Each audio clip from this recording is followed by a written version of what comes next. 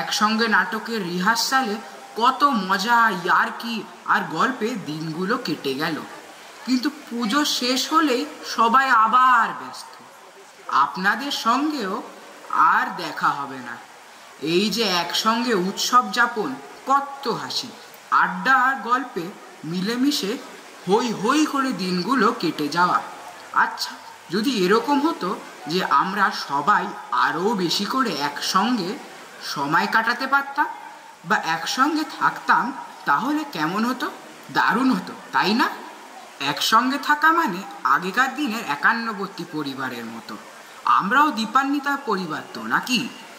ঠিক এই ভাবনা থেকেই আমরা ঠিক করেছি কবিগুরু রবীন্দ্রনাথ ঠাকুরের লেখা একান্নবর্তী নাটকটি আপনাদের সামনে মঞ্চস্থ করব। এই একসঙ্গে থাকার জন্য কি কাণ্ডই না ঘটল শ্রী দৌলতচন্দ্র বারুজ্জে মহাশয়ের সঙ্গে। চলুন দেখি কি হলো শেষমেশ।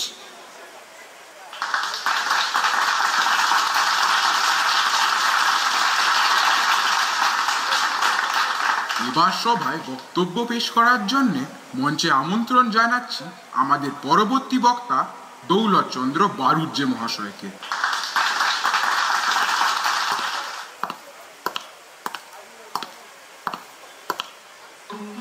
নমস্কার নমস্কার, আপনাদের সবাইকে আমার আন্তরিক শুভেচ্ছা এবং ভালোবাসা।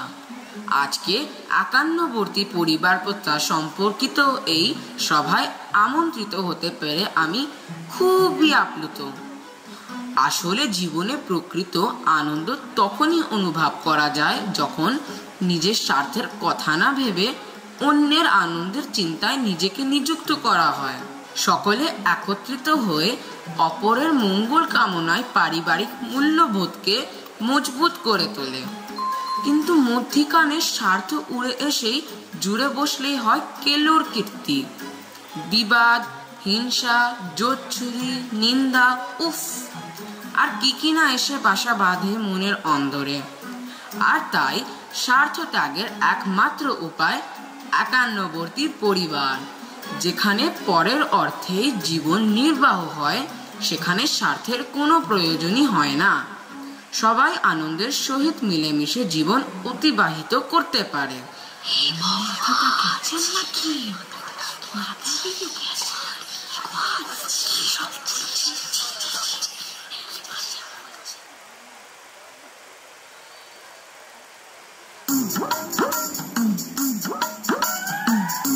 বুঝলে কানাই, হৃদয় যখন ভাবে উদ্দীপ্ত হয়ে ওঠে, তখন কোম্পানির দমকল এলেও থামাতে পারে না। একান্নবর্তী পরিবার প্রথা সম্বন্ধে সভায় দাঁড়িয়ে অনর্গল বলতে লাগলো। সভাপতি ঘুমিয়ে পড়াতে নিষেধ করার আর কেউ রইল না। শেষকালে দুজন ছোকরা এসে দুই হাত ধরে আমাকে টেনে বসিয়ে দিলে। সেদিন এত উৎসাহ হয়েছিল না কানাই, কি বলবো। বটে, তা তো হবারই কথা। খবরের কাগজে আমার বক্তৃতা খুব রটে গেছে। তারা সকলেই বলছে দুঃখের বিষয়, দৌলত বাবুর পরিবারে কেউ নেই, তিনি একলা।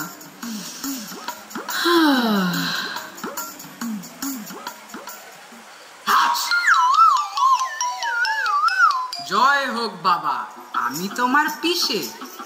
সে কি মশাই, আমার তো পিসি নেই। পিসি নেই, তার কাল হয়েছে বটে।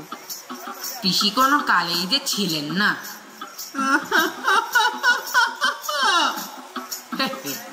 সে কি করে হয় বাবা? আমি তাহলে তোমার পিসে হলুম কি করে? কি বলেন মশাই? তা তো বটেই। যে আগে, তা আপনার কি অভিপ্রায় আগমন? অভিপ্রায় তেমন বিশেষ কিছু নয়। শুনলুম আমরা পৃথক হয়ে আছি বলে খবরের কাগজে নিন্দে করছে, তাই একত্রে বাস করতে এসেছি। আপনার সম্পত্তি কিছু আছে? কিছু নাই, কোনো বালাই নাই, কোনো উৎপাত নাই। কেবল এক খুড়তো ভাই আছে, তা সেও এলো বলে। তা বটে, তার কিছু আছে? কিচ্ছু না, কোনো ঝঞ্ঝাট না। কেবল 2 স্ত্রী ও 4টে শিশু সন্তান, তারাও এলো বলে। এতক্ষণই এসে পড়ত। যাত্রা করবার বেলায় 2 স্ত্রীতে চুলোচুলি বেঁধে গেছে, তাই যা দেরি। কানাই, কি করা যায়? তোমাকে কিছুই করতে হবে না, তারা আপনারাই আসবে। ভাবনা কি দৌলত, এত অল্পে কাতর হয়েও না। তারা আজ সন্ধ্যের মধ্যেই এসে পৌঁছাবে। মামা, তোমার বক্তৃতা বড় ইয়ত জ্বালিয়েছ। কে হে বাপু, কে তুমি? আগে আপনারই ভাগ্নে রামচরণ স্টেশনে যোগ পাঠিয়ে দিন। সেখানে একটি পুতুলি আর বুড়ি মাকে রেখে এসেছি। এখানে কি করতে আসা? হ্যাঁ, এখানে কি করতে আসা? বাস করতে। কেন, আর কোথাও বাসস্থান নেই? একরকম আছে বটে, কিন্তু সেখানে স্বার্থত্যাগ শিক্ষা হয় না। কানাই, আপনার উপদেশ উনি যেভাবে দৃঢ়ভাবে গ্রহণ করেছেন, ওকে বোধহয় নড়ানো শক্ত হবে। চাকরি ছেড়ে এলুম, নইলে তোমার যে নিন্দে হয়। কে আছিস রে? ঝট করে দুটো ডাব পেরে নিয়ে আইতো, বড্ড পিপাসা লেগেছে।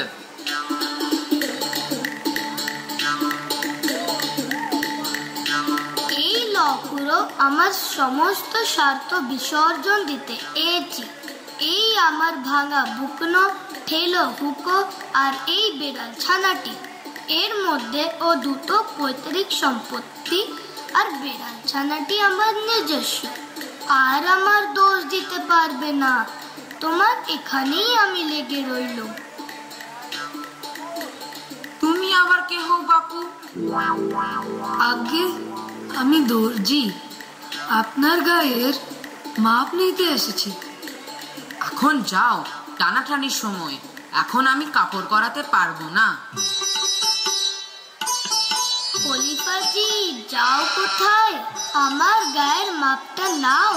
খুড়োর গায়ে যেরকম ফুল কাটা শীতের জামা দেখছি, অমনি 6 জোড়া হলেই আমার চলে যাবে। যদি বেশ ভালো রকম করে তৈরি করে দিতে পারো, তো খুড়ো তোমাকে খুশি করে দেবেন। বুঝেছো খলিফাজি? যে আগে।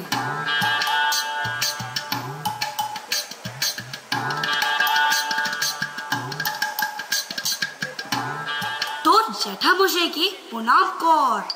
দাদা, এই লো তোমার ভাতুষ পুত্র। আমার ভাতুষ পুত্র? যাকে চলিত বাংলায় বলে ভাইপো। দাদা যে একেবারে অভাব।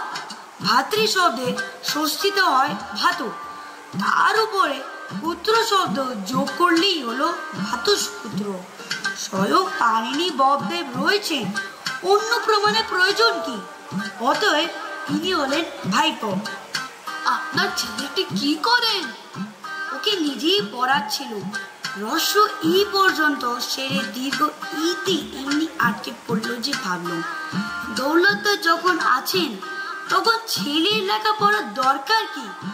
যে বেটার রস্য দীর্ঘ জ্ঞান নেই, তার পক্ষে বাবা জ্যাঠা 2 সমান। যেমন কিনা সমান বই কি? দাদা বলেছেন, নিজের ক্ষুধা হেয় জ্ঞান করে পরের ক্ষুধা নিবৃত্তির সুখ একমাত্র একান্নবর্তী পরিবারেই সম্ভব। শুনি থাউরালু, এই সুখ দাদা নিশ্চয় অনেক দিন পাননি। যদি বা পেয়ে থাকেন, বিস্মিত হয়েছেন। তাই নিতান্ত মমত পরবশ হয়ে ছেলেটিকে এখানে নিয়ে এলুম। রাবণের চুল যদি কোথাও জ্বলে, সে পেটের মধ্যে। কি রে শালা, শুনলাম নাকি শালার শোকে সবাই দাঁড়িয়ে কেঁদে ভাসিয়ে দিয়েছিস? কে হে তুমি বাল্লিক? ভদ্রলোকে কানে হাত দাও। ভগ্নিপতির কান বলবো না তো কি কান ভাড়া করে এনে বলবো? কি বলেন মশাই? কথাটা তো ঠিক বটে। কি বলো হে কানাই? আমার স্ত্রী নেই তো আবার শালা কিসে? তোমার যেন স্ত্রী নেই, তাই বলে আর কারো স্ত্রী নেই? একটু ভেবে দেখো না। স্ত্রী তো অনেকেরই আছে, তার ভাবতে হবে কি? তবে তবে কি? তুমি আমার শালা কোন সম্পর্কে? কেন, দাদার সম্পর্কে? দাদা আছেন তো, শালাই যেন ভারিয়ে আনলে, কিন্তু দাদা বোকা বললে তো চলবে না। আমি তো জানতাম না, কিন্তু আজ যেরকম দেখছি তাতে। থাক, তাহলেই তো চুকে গেল। বেশি বকাবকিতে কাজ কি? ভদ্রলোক বসে আছেন, এর সামনে কে শালা আর কে শালা নয় দাঁড়িয়ে তর্ক করা ভালো দেখায় না। একটু জিরোনো যাক। এক চিল্লি তামাক দাও তো। আপনার জল খাবার। বেটা, তোকে এখানে কে খাবার আনতে বলেছে? যা বাড়ির ভিতরে নিয়ে যা, যা যা ভিতরে নিয়ে যা। বিলক্ষণ, তাতে দোষ হয়েছে কি? ওরে তুই দিয়ে যা, এদিকে দিয়ে যা।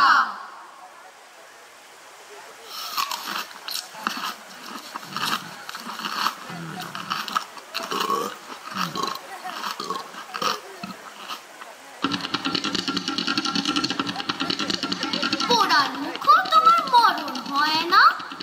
এরা কে? বাবা, ব্যস্ত হয়েও না, আমার সে খুড়তো ভাই এসে পৌঁছেছে। ও বাগার বেটা ভূত, মাছাটা মাছাটা। ভাই কানাই। সহিষ্ণুতা শিক্ষার এমন উপায় আর কি আছে? মিনসে তুমি বুড়ো বয়সে আকেল খুয়ে বসেছো। ওগো, এত লোকের এত স্বামী মরছে, যমরাজ কি তোমাকেই বলেছে? বাছারা একটু ঠান্ডা হও। ঠান্ডা হব করে মিনসে, তুই ঠান্ডা হ, তোর সাত পুরুষ ঠান্ডা হয়ে মরুক। কানাই, গৃহ পূর্ণ হয়েছে। গ্রহ পূর্ণ হয়েছে বলো? যাই হোক, আজ আর আমাকে প্রয়োজন নেই, আমি এই বেলা সরি। কানাই, আমায় একলা রেখে পালাও কোথায়? একলা কিসে? আমরা সবাই আছি, আমরা কেউ নড়ব না। বলো কি? হ্যাঁ, তোমার দাঁত ছুঁয়ে বলছি।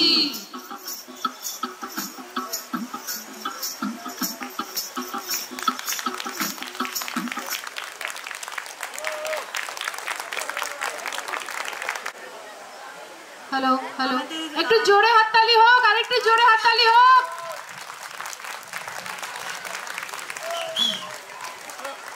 বাচ্চারা ভীষণ সুন্দর একটা পরিবেশনা দেখালো এখানে। তো আমাদের আজকের নাটক এখানেই শেষ। আশা করি আপনারা সবাই খুব এনজয় করেছেন। কি করেছেন তো? ভালো লেগেছে তো? একটু জোরে শুনতে চাই। শোনা যাচ্ছে না গলা, আর একটু জোরে। হ্যাঁ, আর একটু জোরে। তো আমাদের ছোট শিল্পীরা তাদের নিষ্ঠা, তাদের আনন্দ, প্রাণ শক্তি দিয়ে আজকে যে মঞ্চস্থ করলো, এটা সত্যি একটা কমেন্ডেবল। আর প্রতি বছরের মতো এবছরও আমরা যে রিহার্সালের পর্বটা আমাদের চলে বিগত 1 মাস ধরে, তো সেখান থেকে আমি জাস্ট আমার একটা ছোট্ট এক্সপিরিয়েন্স শেয়ার করতে চাইছি। সাধারণত আমরা বড়রা বাচ্চাদের ডিসিপ্লিন শেখাই, বাট এক্ষেত্রে এই বছরে আমরা জাস্ট একটা ডিফারেন্স দেখেছি যে ছোটরাও আমাদেরকে কোনো কোনো ক্ষেত্রে ডিসিপ্লিন শেখায়। তো এইবারে যখন আমাদের ডাইরেক্ট সাহেবা পুষ্পিতা আর দীপাঞ্জনা যে কোনো কারণের জন্যেই হোক রিহার্সাল রিশিডিউল করেছে বা রেকর্ডিং সেশন রিশিডিউল করেছে, তো তখন আমাদের যে কমন গ্রুপ থাকে হোয়াটসঅ্যাপে, তো সেখানে বাচ্চাদেরকে মানে কৈফিয়ত দিতে দিতে যে কি কারণে আমরা রিশিডিউল করেছি, তো সেটা ছিল মানে দেখবার মতো। মানে তাদের যে এই আগ্রহ, নিষ্ঠা সত্যিই আমাদেরকে ভীষণ আনন্দ দিয়েছে, এবং আমরা আগামী দিনে এই বাচ্চাদেরকে নিয়ে আরও অনুষ্ঠান দেখার আশায় থাকবো। তো এবার আমরা পরিচয় পর্বটা সেরে নেব। আমি একে একে ডাকছি আমাদের যারা যারা নাটক করেছেন এই বাচ্চাদের। অধিকশিত রয়, দৌলতচন্দ্র, শ্রেয়াংশ কানাই,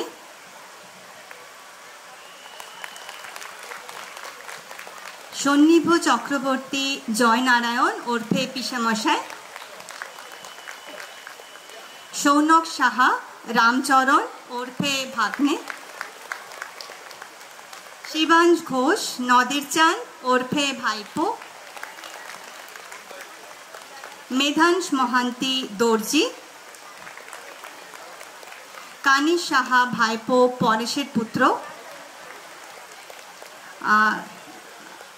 অপরাজিতা কর পিসেমশাইয়ের বৌমা,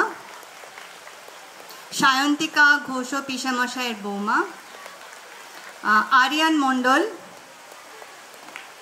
পরেশের ভাই, কিয়ানসি পরেশের ভাইয়ের ছেলে। আবারও একটা জোরে হাততালি হয়ে যাক আমাদের ক্ষুদে সদস্যদের উৎসাহিত করার জন্যে। আচ্ছা সরি, আমাদের আরো একজন সদস্য আদিশ বৃত্তর রোল করেছে।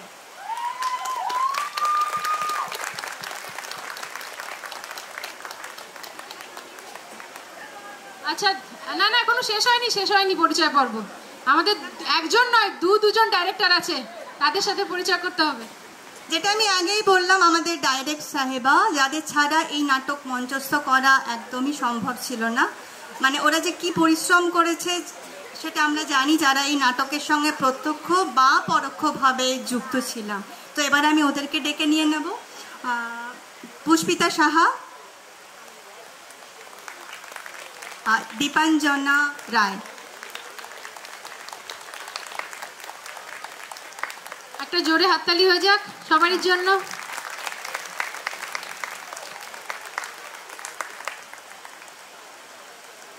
চলো, আসছে বছর আবার হবে। সকলকে, আসছে বছর আবার হবে।